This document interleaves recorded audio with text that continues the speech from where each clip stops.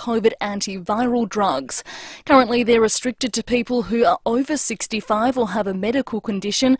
They're facing a surge in cases of the BA.4 and BA.5 variants in the coming weeks, and Health Minister Chris Picton wants more people to be protected. People who test positive have a discussion with their general practitioner about whether they might be eligible for antivirals and whether they can get access to them, which could mean a huge difference, particularly for older people, in terms of making sure that they avoid severe illness with COVID. An RAAF intelligence officer has pleaded guilty to 230 charges of child sexual exploitation, abuse and online grooming. It's the largest child abuse case ever filed against a single person in the nation's history.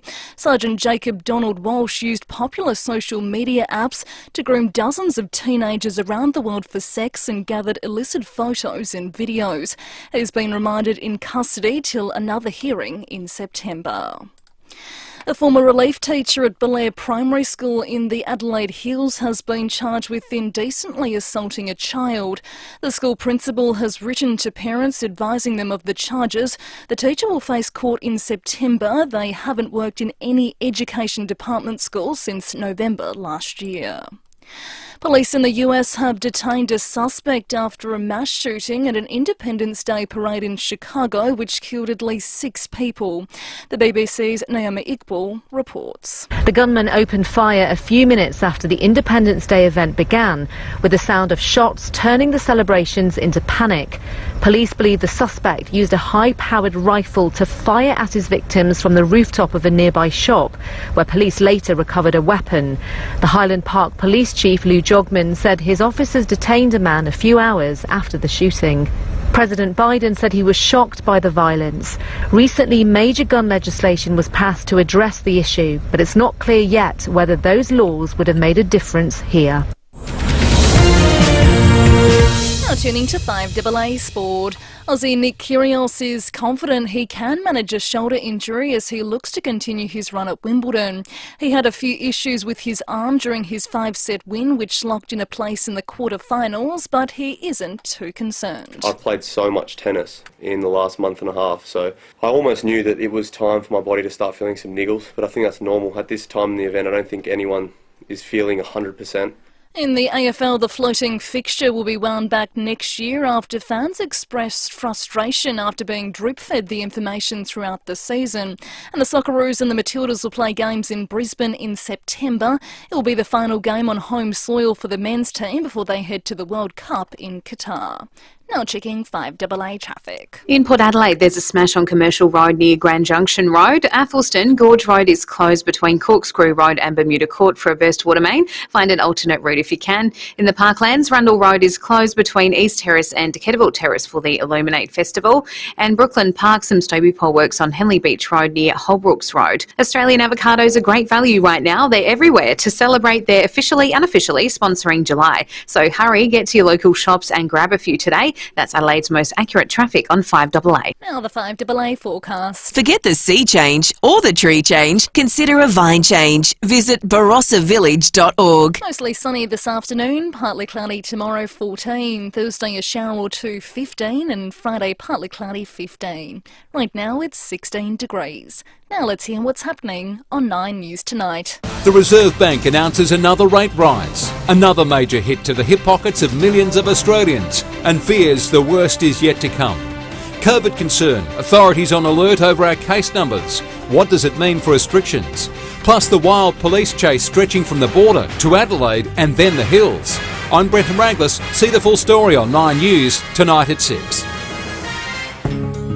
Leith Forest, talking Adelaide on 1395 5AA. Bit of Dolly for your Tuesday afternoon. Jolene, 6 minutes after 3. Nice to have your company.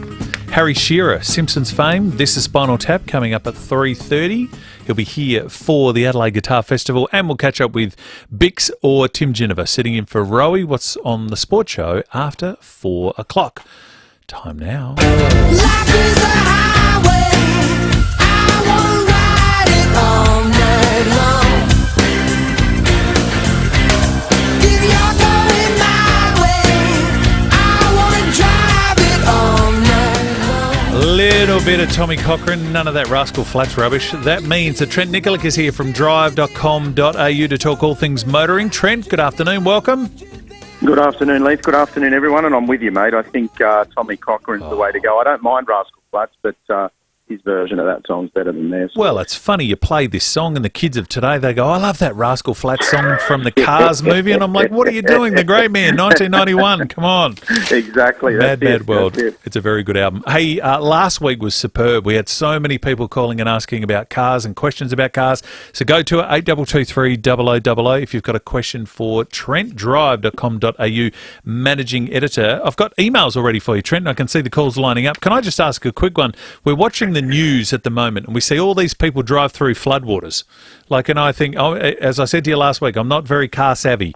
I'm guessing that's not great for your car. Why would people do this and what would the warnings be if we were to ever be in that situation?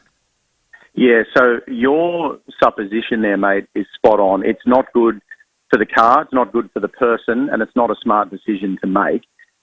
When we're out four-wheel driving and we come to a river crossing, the level of study that we put into a river crossing before we drive through it is ridiculous, to the point where if it's deeper than what we think it is, we'll often have someone walk through there in swimming costumes to see physically how deep it is to them relative as a person, right? So we put a lot of research when we see water that we can't see the bottom of before we drive into it. For anybody to drive into floodwater, even if it's on a road that you recognise or a road that you drive regularly, is extremely dangerous. And one of the reasons is because, generally speaking, when there's floodwater, it's moving. And when it moves quickly, it's incredibly dangerous when you drive into it because it will push the car in a direction that you're not expecting the car to go in. So the simple message, and I mean, we run updates on the website every time there's torrential rain anywhere around Australia. The simple warning is if you see a road that is flooded, just turn around and find another way. If there isn't another way, just pull over and wait somewhere until the floodwaters go down. Even if you've got to go, you know, we've had people in our offices in both Sydney and Melbourne where they've had issues before, where they've had to turn around, go back to the office and stay the night at the office or in a hotel or something, because it's just smarter than driving into it, and you often don't get a second chance. I'm guilty, I must admit, Trent, if there's a little bit of a puddle on the side of the road just to try and impress the kids, which my wife tells me off for constantly. But I do like that sort of water ski rooster tail of sort of spraying the neighbours when I go past. But I see these people on the news, particularly now through New South Wales, and I saw a guy on the Today Show or Sunrise this morning, and he's just floored it through. And it's like, just because you've got a snorkel on your car doesn't mean your car's a submarine. You're not going to be able to get through that easy.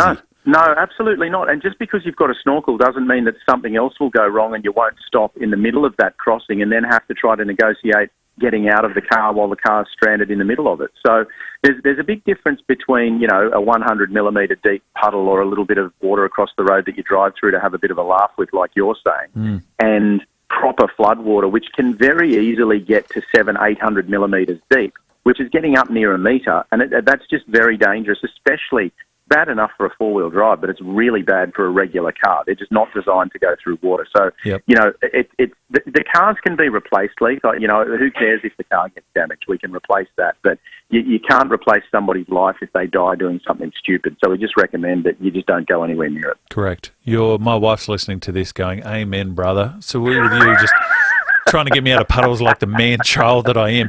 If you've got any questions for Trent, 8223 0000. Email from Alan. He says, Trent, I got a 2012 Pajero Exceed diesel, purchased new with 9,700 Ks only. Due to the unique low kilometres and the Pajero no longer being produced, could you advise pricing thoughts on this one?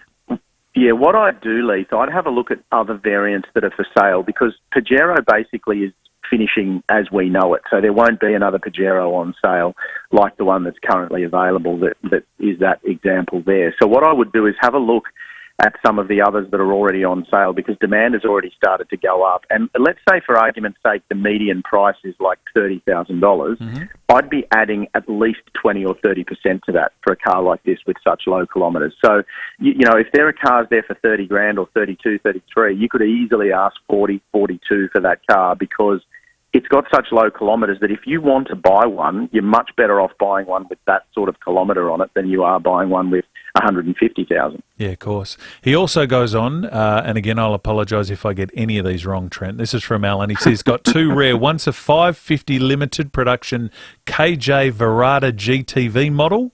Oh, yes. Okay. Pewter, Yep. immaculate, pristine condition, book service history, 99,000 Ks. Yeah, that's low kilometres as well. You'd have to look up Red Book or even some collectible. Might be worth talking to someone like Shannon's who do sort of classic vehicle auctions, because that car's such a low volume car that I can't even remember the last time I saw one for sale. Wow. He said the second is even rarer, one of only 20 produced in the rare wasp yellow colour. Immaculate condition, new car interior smell, one owner, low case, 21,000. Yeah, that's the same thing. I'd be looking at some online experts or talking to someone at Shannon's and getting a valuation on them, because they'll be able to help you out with the insurance value of them as well. But yeah, they're incredibly low kilometre cars and low production volume too, so very hard to work out what they're worth when there's hardly any of them around. I know you do a lot of media with this. Have you been, just blown away by some of the vehicles that people are just shelving away in their sheds or, on another property or at the beach house or whatever, and they've got these little gems, these diamonds in the rough? It's really intriguing, the methodology behind that, Leith, to be honest. Like when you read, and it's the same as anything collectible, when you read that, the first Superman comic or the first Batman comic sold for over $1 million, it's because back then nobody squirreled them away thinking they were going to be worth anything. They just bought it, read it, and probably threw it in the bin, so there's very few of them left.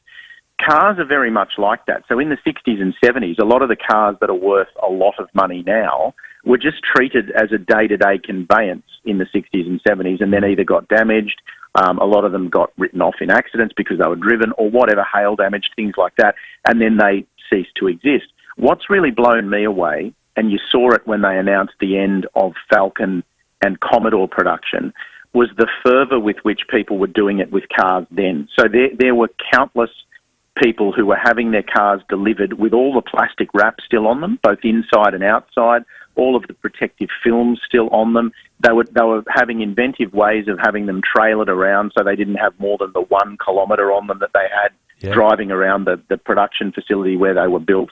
And then they were just put in a garage and put on jack stands and kept in there. So, in 10 years, 15 years, 20 years, there'll be a whole bunch of last-of-the-generation Falcons and Commodores coming out from garages still wrapped in plastic effectively. So, yeah, that blew me away, because for me, and look, this is easy to say, Leith, because I don't necessarily have one of these cars in the garage, but for me, the enjoyment of a car comes as much from the value of it as it does from the driving of it.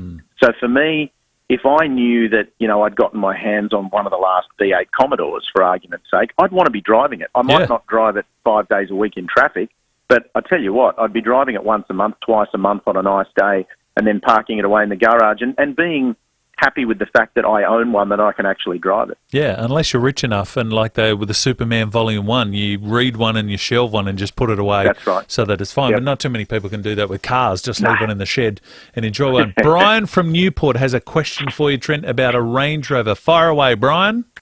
Yeah, hi, guys. I have a 2017 build, delivered 2018 Range Rover Sport. It's the V6 turbo diesel. Yes. I couldn't be happier with the car, and it's a really lovely car.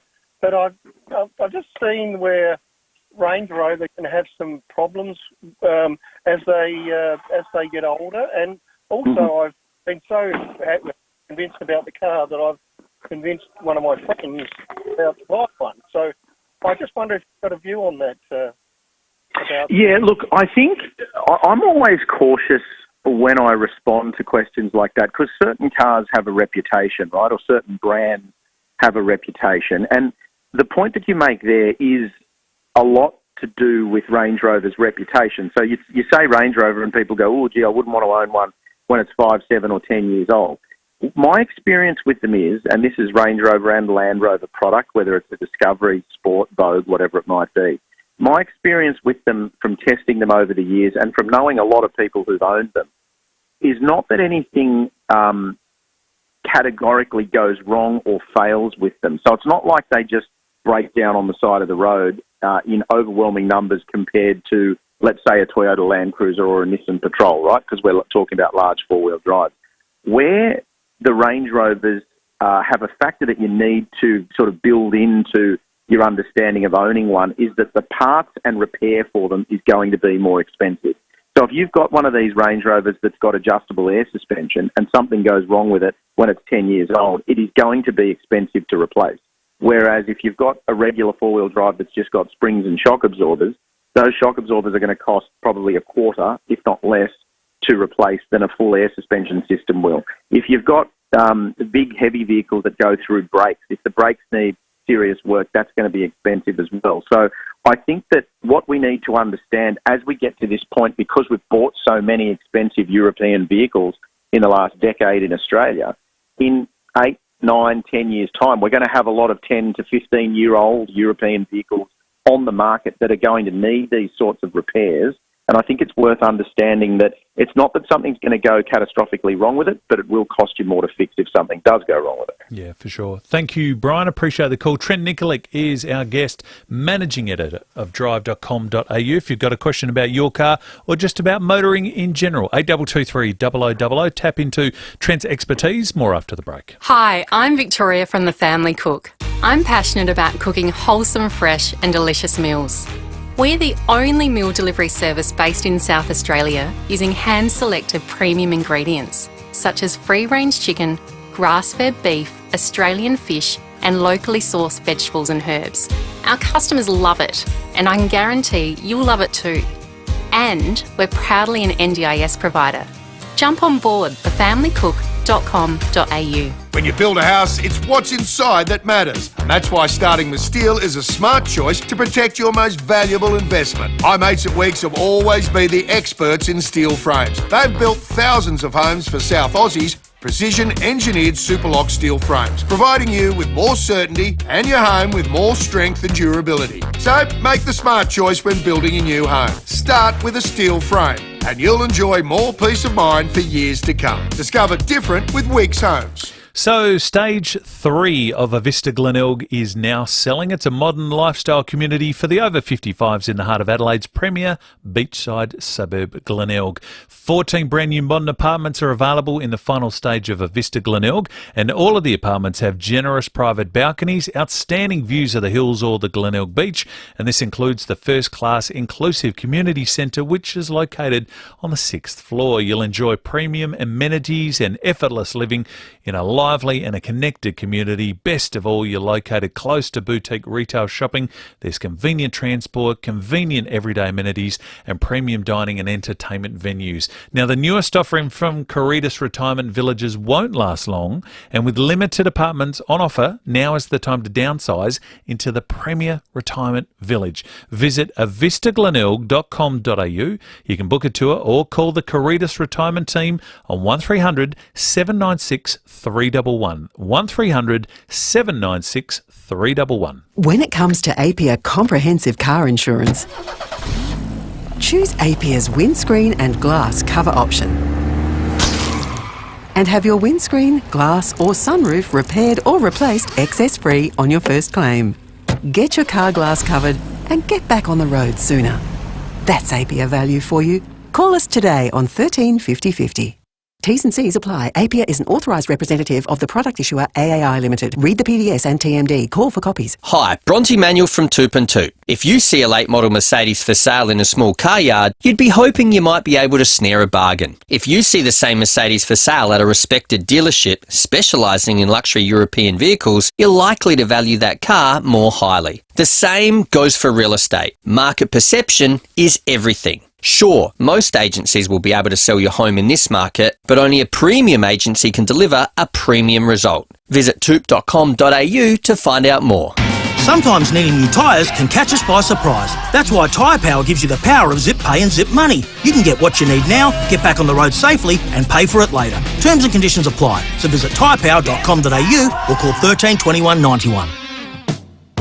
1395, Adelaide's FIVEaa. This is Leith Forest. 22 minutes after 3, Trent Nikolic, my guest. He's the managing editor of drive.com.au. We are a car town. People have car questions. Carly at Seaford Rise. You're speaking to Trent. Carly, go for it. Hi, Trent. We inherited a 1929 Ford Model A. Wow. It's in really good condition. We haven't driven it for a few years. It's been in storage. The Dad's wishes was always that we waited until it had reached that 100-year mark. Sure. What do you think that's a good idea to wait until that time before we sell it? We're not using it. Yeah, and look, I get that. I get that you're not using it. I understand that, and I'm sort of mindful to, go against what the wishes of the previous owner were, because I always think we should do our best to respect that if we can, of course. But look, I would probably hang on to it. I think that the Ford Model A is an iconic car. I mean, people know the Model T because it was the first, mass-produced automobile, but the Model A was really a much more drivable car, a much more usable car. And I think the key point for me, Carly, is how rare that car is in running condition. I mean, there's any number of them rotting away in, sheds and barns around the world, but there'd be very few of them in running condition in Australia in good condition like yours would seemingly be. So, yeah, if it was me, I would absolutely hang on to it. I mean, if you feel so inclined, you could potentially get in touch with a couple of the museums down there and put it on display on loan somewhere if you wanted, so it wasn't somewhere that you had to worry about it. I always think that's a great thing to do, because then it means someone like me, who would never have had the chance to see your car, can go to a museum and admire it and have a look at it. And museums are always willing to consider that sort of thing, so I'd have a look at that as well. But yeah, I would definitely hang on to it for as long as you can afford to justify hanging on to it, basically. Oh, yeah, that's not a problem there. I just didn't know if there was a potential, I guess, for the value between selling it now, giving it, getting someone that is passionate about that car the opportunity to enjoy it from now. Yeah, that's a very good point. No, that's a very good point, Kelly, and I understand that as well. And I guess you could put the feelers out with your local veteran car association down there, or the Ford Car Club in South Australia, and see if someone's looking for one specifically, because you could absolutely do that if you wanted to see if the right person who was going to, look after it into the future was looking for one. So you could definitely do that. But, yeah, I think in terms of the value of them, I can't see any indication that they're going to go backwards. I mean, we joke about what's going to happen with fuel in the future. Those old hot rod type cars, they'll almost run on kerosene. So it wouldn't matter what type of modern fuel equivalent we come up with that we replace petrol with. You'll probably still be able to run all those vintage and veteran cars on them quite easily. So I think someone who wants one now is certainly going to still want it when it's 100 years old. Thank you, Carly. Appreciate the call. Good luck with it. Mark is at Ethelton. Mark, go ahead with your question for Trent. Yeah, hi guys. I bought an 80 series Land Cruiser at the government auctions in 1996, and it was made in 1993, and I've optioned it. It was just with the split rim tyres, etc. So I've now got sand tyres, etc. And then I spent quite a bit of money putting snorkels and cargo barriers and all that sort of stuff on it. Rhubarb, a spare on it's a barn door back arrangement, and I've got a spare wide tyre, and then I've also got a split rim that's still underneath the car, and I'm just wondering what it might be worth. I reckon the thing with that you've got to work out is the fact that there's different values for them depending on things like kilometres, condition, obviously, engine, petrol, diesel, that sort of thing. So I think what I'd be doing is going online and having a look at some of the others that are for sale. Forget traditional methods like going to Redbook, for example, which generally has a pretty good guide of what second-hand cars are worth, because that sort of vehicle there's got a really strong enthusiast market. So I'd go online to a place like Car Sales and see what the other ones are listed for, because you're going to find that there's not going to be many of them, and they have really started to go up. I was only talking to one of the guys in our office the other day that any of us who've got old four-wheel drives, need to understand now that they're effectively collectible cars. So we need to treat them as if they're collectible cars, not just an old truck. So, yeah, I'd start there, mate, but it's going to be worth a fair bit of money because they've already started climbing. Well done. Thank you, Mark. Appreciate the call. Bert at Banksia Park. You got a question for Trent, Bert? Yes, I have. Thank you, Lee. Trent, listening to an earlier caller, I have a 1937 Daimler Light 20. It's one of 36 in the world and one of, I believe, 2 in Australia. It's been sitting in the garage for the last 10, 12 years, and I just need to make space. Could you give me any hints as to how I might be able to sell or... Yeah, so I would absolutely, mate, with that one, I would absolutely contact Shannon. So they sell a lot of significant and classic vehicles like that regularly. Your other option is a company like Sotheby's. They do that as well. So they really deal in that high-end collector car market. A vehicle like your Daimler that's as rare as your Daimler is, I think you'd need to do more than just try to sell it privately. I think it's a much smarter option to put it out to an auction house who will get a lot of eyeballs at it. They'll be able to publicise that they have it, and that more people will become aware that it's for sale. So I would start with either Sotheby's or with Shannon's and then go from there, mate. Thank you, Bert. And Paul, our last call before a couple of text messages. Fire away, Paul. Oh, hi, Leith and Trent. I've got a 2018 Santa Fe Highlander, which has been a fantastic vehicle. It's got a 5-year warranty, and I'm 3.5 or 3 3/4 years into the 5-year warranty.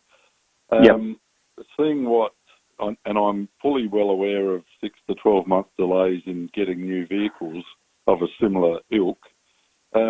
What's your advice on the warranty period? Should I be selling it with warranty still on it and get an upgrade?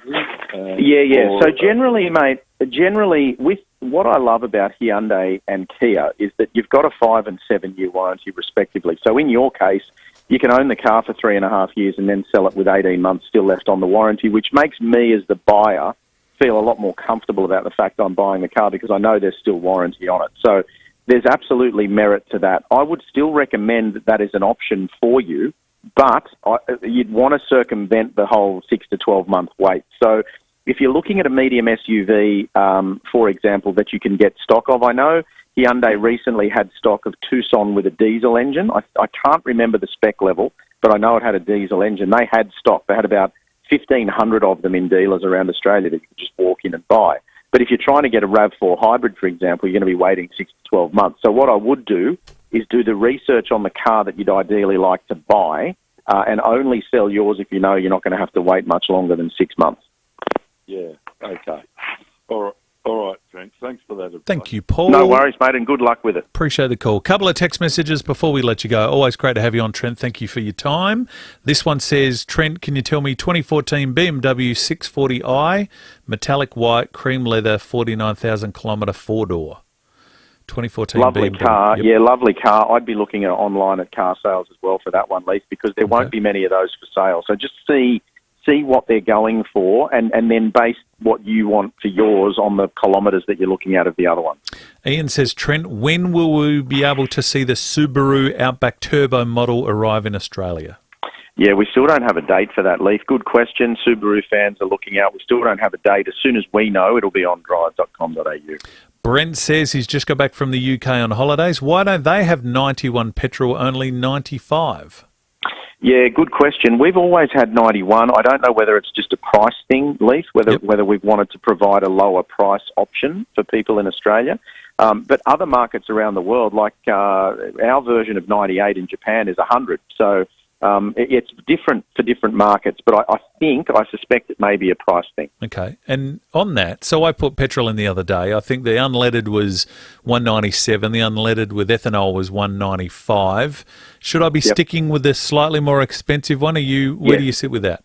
Yeah, absolutely. Avoid E10 like the plague, and that goes for everybody that's listening. E10 is nothing more than a government system that they designed to try to use the production of ethanol in Australia to make fuel. So there's absolutely no mechanical or health reason for your engine that you would use that. It doesn't last longer, so it doesn't justify the cheaper price because you actually burn it quicker. And regular unleaded from 91 up is much better for your engine. So, yeah, use 91 where you can get it. I might have put that in accidentally. And this one is very inappropriate because I just Googled it. It was about the word Pajero. Ask Trent. I'm not asking that is inappropriate. Yeah, and we don't it's do that inappropriate, and on we this know what it means in Spanish. We know. Correct. We are not doing that on this show. Hey, Trent, always great to catch up. Thanks so much. We'll speak to you next week. Thanks, Lee. All the best. Have a great week. Trent Nikolic is the managing editor of drive.com.au. He's the king of breakfast TV and the chairman of The Power. And each Monday, David Kosh joins David and Will on 5AA Breakfast. What's happening in the world of crypto? I've never understood whether this is the greatest investment of a generation or the greatest investment scam of a generation. Cryptocurrencies were first developed by drug cartels so that they could pay each other outside the financial system, not get caught. Catch Koshi each Monday on 5AA Breakfast. This is Adelaide's 5AA. Good afternoon, I'm Michaela Kamarig. Mortgage holders have been dealt another blow as Australia's central bank raises the official cash rate by 0.5% to 1.35%. A former relief teacher at Belair Primary School in the Adelaide Hills has been charged with indecently assaulting a child. Police in the US have detained a suspect after a mass shooting at an Independence Day parade in Chicago, which killed at least 6 people. And Aussie Nick Kyrgios is confident he can manage a shoulder injury as he looks to continue his run at Wimbledon.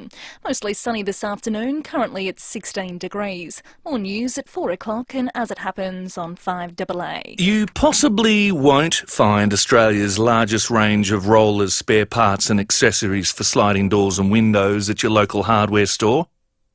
I mean, I guess you could try, but nah. Instead of wasting time, how about you save time? Visit rollerco.com.au because spare parts for sliding doors and windows is what we do. Our warehouse is full of them. rollerco.com.au. We'll get you rolling. G'day, Tom Wren here. Greyhounds love to run and greyhound fans love Thursday nights at Angle Park. For top greyhound racing, a great family atmosphere and the amazing food, Chase's Restaurant is offering a full a la carte menu to ensure you have a fantastic night out. Chips, wedges, through to classics like burgers, fish and chips, schnitties and steaks. Yum! Grab the whole family and get to the park to watch those dogs go. Every Thursday night at Angle Park Greyhounds. You've signed a building contract. Work is underway on your dream home. Then, your builder hits rock while digging your footings. What happens? Most builders will send you a nice letter and then bump up their price with a variation. Not Rossdale Homes. When you sign their absolute fixed price contract, there are no hidden costs and no nasty surprises. It's the industry's strongest contract. So talk to Adelaide's most trusted builder, Rossdale Homes, because trust is a must. Everybody loves their country. I'm Anthony Fay from Ray White's Real Estate. During open inspections, modern window furnishings done well really get the offers rolling in. They bring a look of quiet luxury to a home. Smart home improvements add value. Stunning curtains and shears are a feature that really makes a difference. Improve, invest and add value with beautiful curtains and shears to match by country. Visit countryblinds.com.au for a free measure and quote. Everybody loves their country. Good morning, Helen. How was the weekend? Good morning, Helen. Helen, here's those reports I was talking about. Okay, I'll come back later then. That was Helen, before she discovered the incredible fully adjustable Ultramatic bed. Now, Helen sleeps like a baby and wakes up like... Ultramatic beds, truly life-changing. Ultramatic.com.au. Leith Forest on 1395, Adelaide's 5AA. 24 minutes to 4 means little under half an hour till Tim Ginever. Mark Bickley sitting in the chair for Stephen Rowe as Timmy pulls out his harmonica. It's coming up on the 5AA Sports Show from 4 o'clock. Thank you for noticing. I love John Farnham.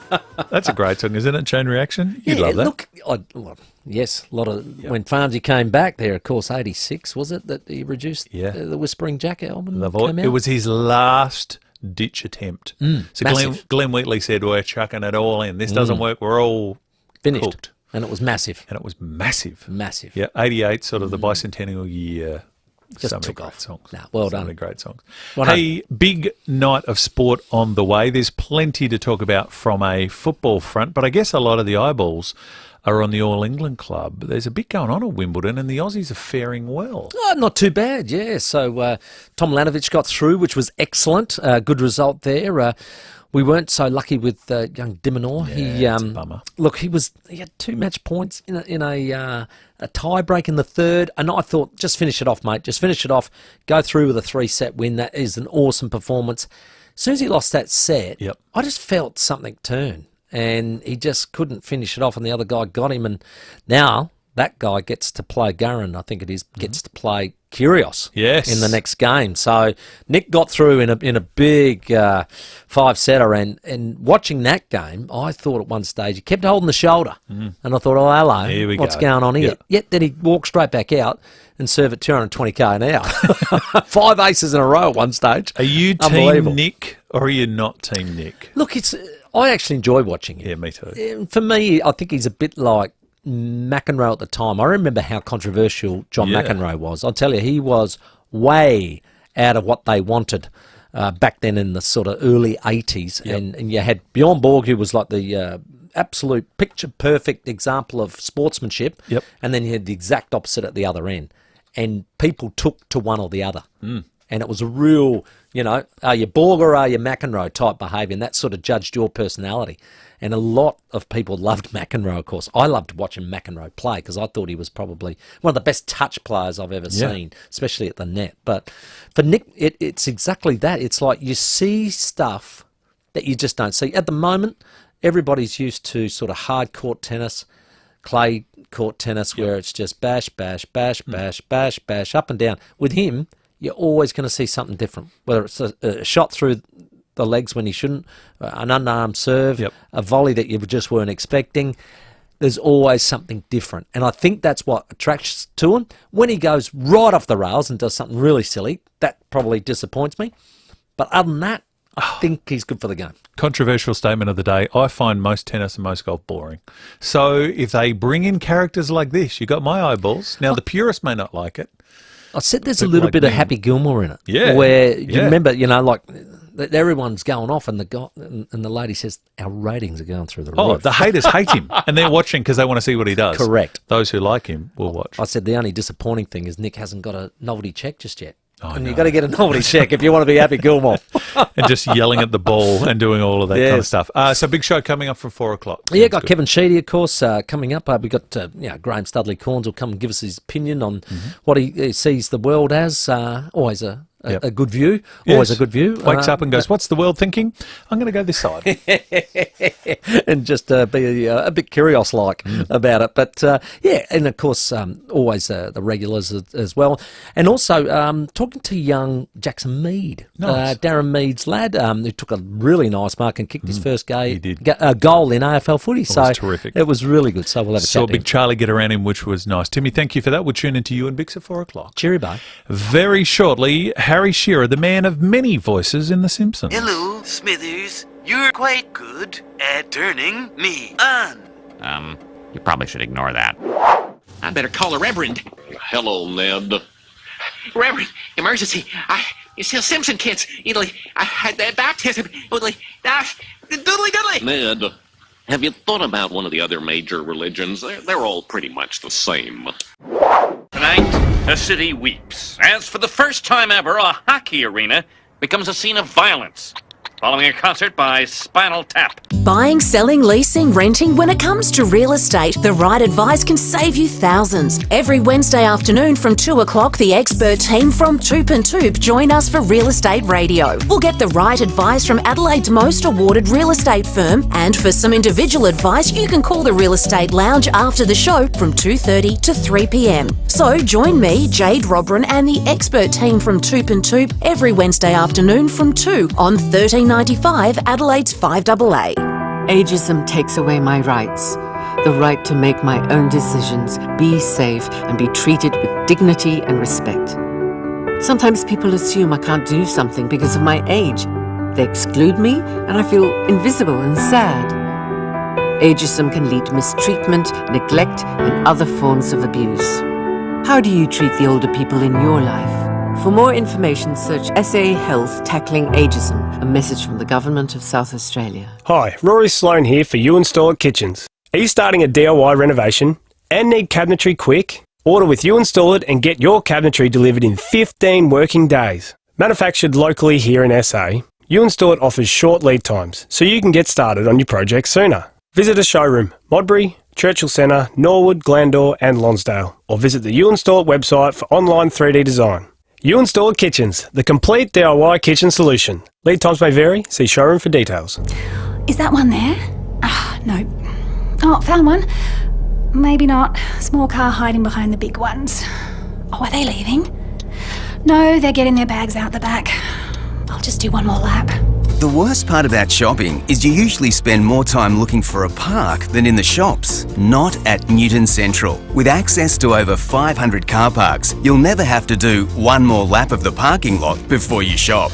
Newton Central, Gorge Road, Newton. Hi, I'm Michelle from Goldsboro Financial Services. It's never too early or too late to start taking control of your financial future, and I can help you with all of your financial planning needs. Goldsboro specialise in a range of different areas, from wealth management, insurance, aged care and Centrelink to super and retirement strategies. It's all there on our website, so visit goldsboro.com.au and book your appointment today. Goldsboro, for all your tomorrows. Goldsboro Financial Services, AFSL number 225330. Hey, it's Jodie Oddie. Join me on July 23rd for Samri's Bright Walk, a powerful one-night challenge, raising $500,000 for life-saving research. Bright Walk will last a few long hours, but its impact will last generations. In the wintry night, Bright Walk will test your grit, but you'll be inspired by bright lights along the secret path to the Cheese Grater building. Dare yourself to help Samri reach health breakthroughs. It's not too late to join me and register or donate today at samribright.org.au. Fancy a wine?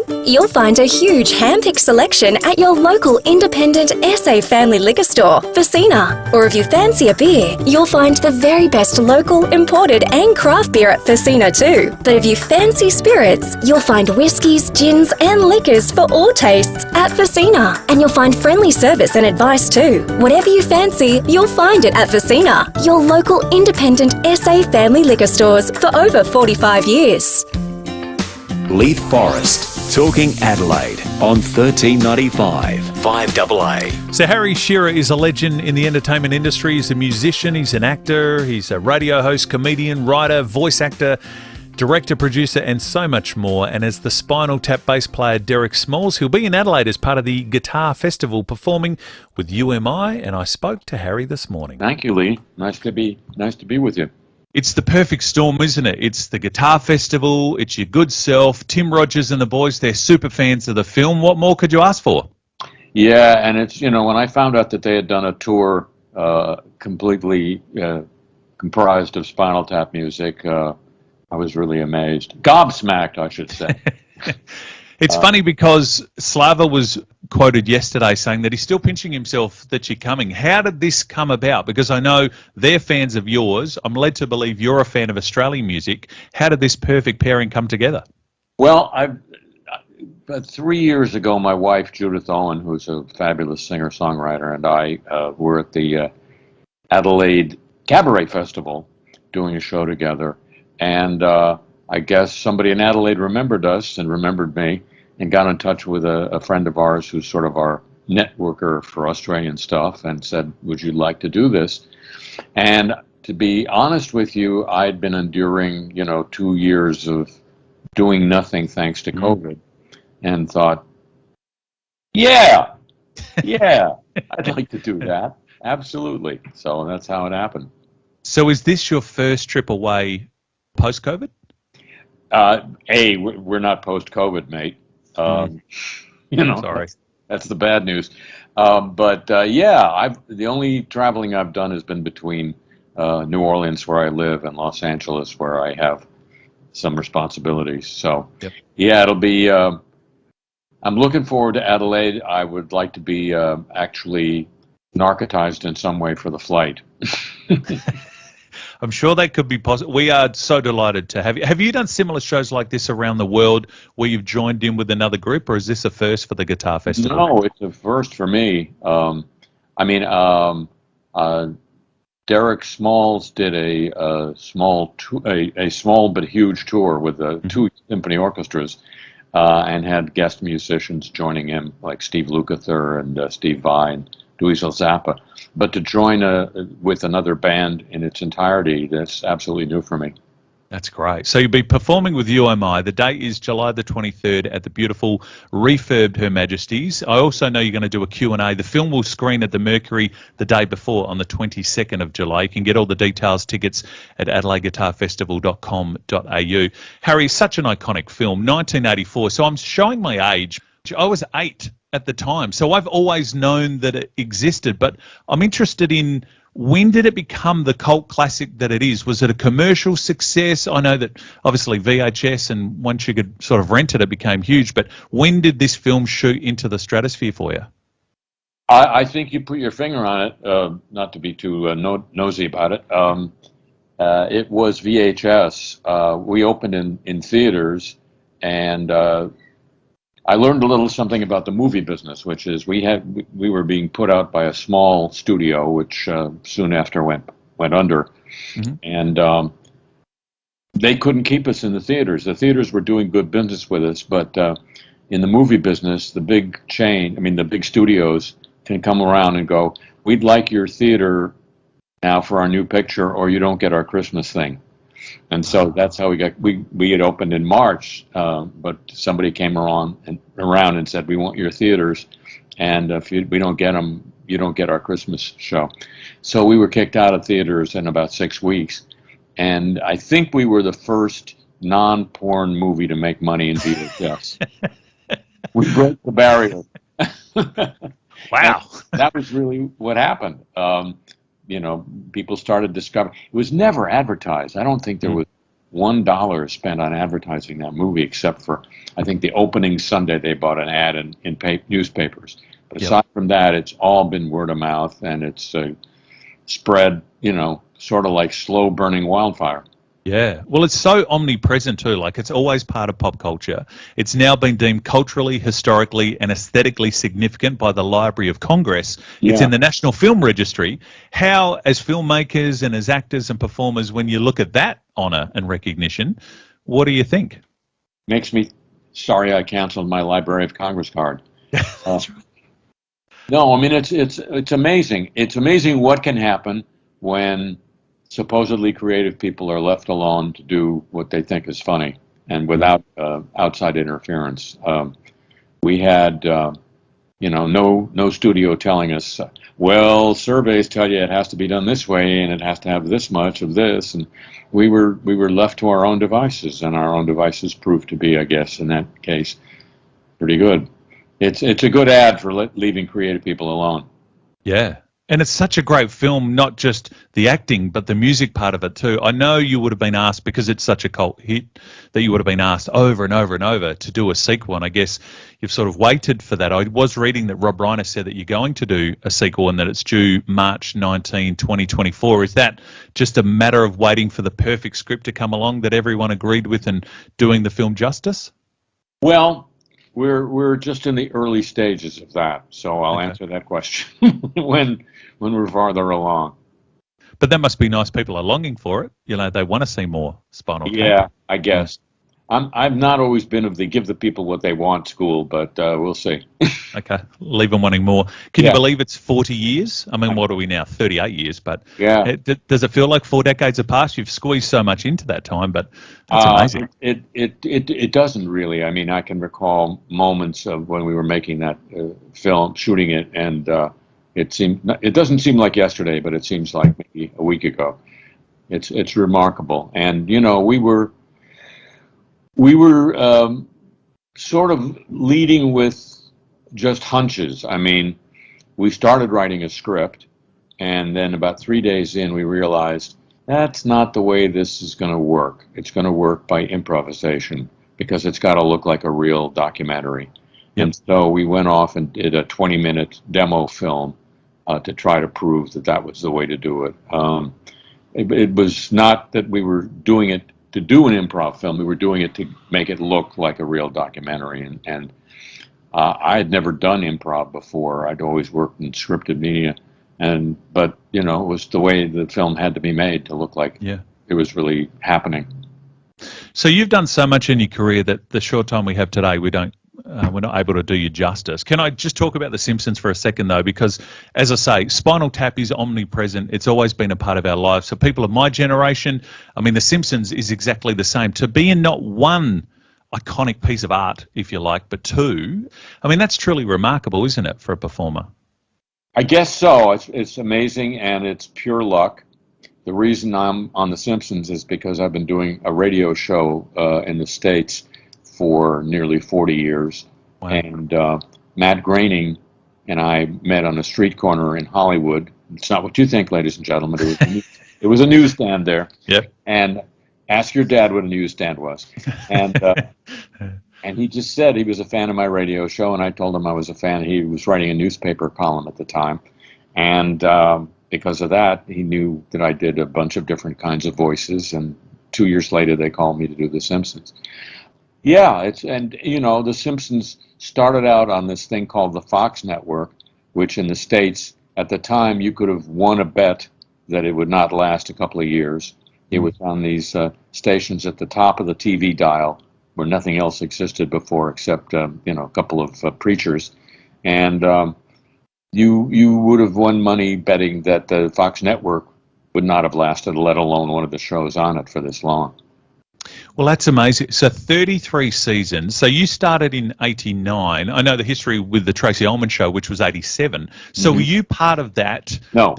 No. So when it became a series in 89 by Fox, that's when you got picked up? Yes, I joined then. I think I came in and did something small on the Tracy Ullman show. So okay. I knew those people a little bit. But no, I was called in when they had 30 minutes to film. God, it doesn't look like it's going to slow down either, Harry. Like it's remarkable what Matt's done, what the writers have been able to do to have such longevity. Yeah. Well, I had said about season 13, people started asking me, how long is this going to last? And I said, until the Fox Network gets another comedy hit. Yeah. And they haven't yet.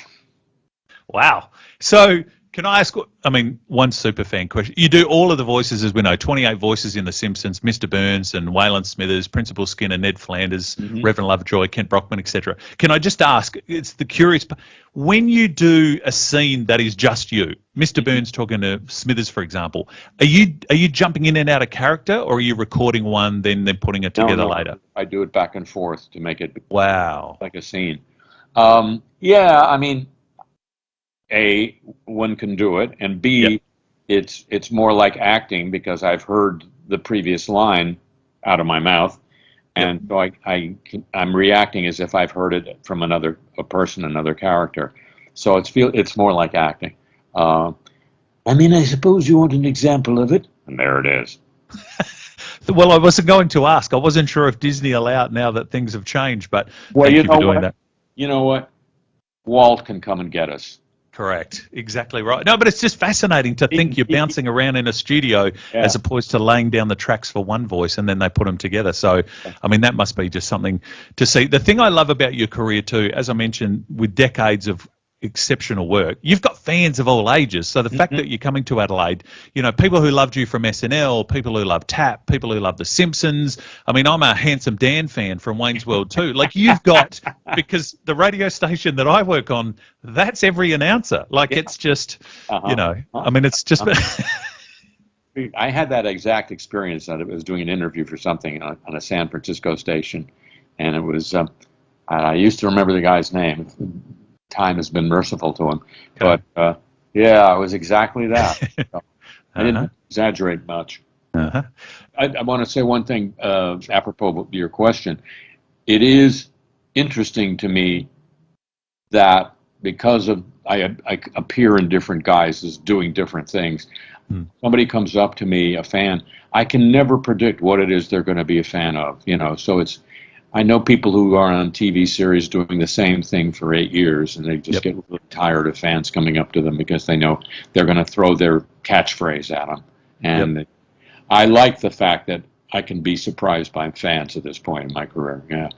Do people do? What's the one thing people yell out at you? I guess it changes because you've got so many, but That's it. That's what I mean. Yeah, it's never predictable. And in New Orleans, especially where I live, I get recognized more for my radio show than for anything else.